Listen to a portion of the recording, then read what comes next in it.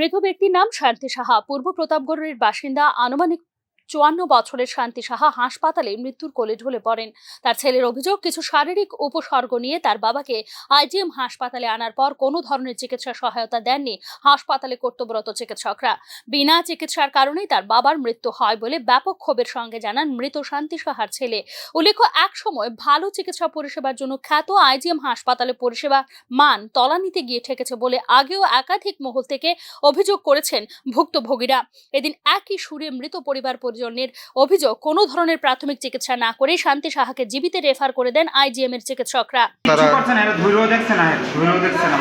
কি মনে হয় যদি চিকিৎসা করতে তাইলে এরকম হলো না 100% এরকম হলো না। হাসপাতালে সঠিক চিকিৎসা পরিষেবা পেলে তার বাবা সুস্থ হয়ে যেতেন বলে জানিয়েছেন শান্তি সাহার ছেলে।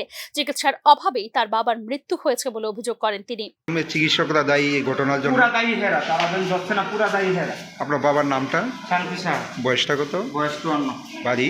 চিকিৎসা ক্ষেত্রে রাজ্য সরকারের ঘোষিত নীতির সঙ্গে রাজ্যের হাসপাতালগুলির পরিষেবা চিত্রের অমিল প্রায় সময়ই জ্বলন্তভাবে উঠে আসে।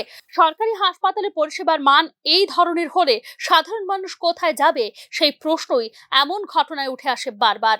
অভিযোগ, অনেক বিখ্যাত ডাক্তারের কর্মভূমি আইজিএম হাসপাতাল এখন চলছে মন মর্জি মাফিক। Bureau report, news now.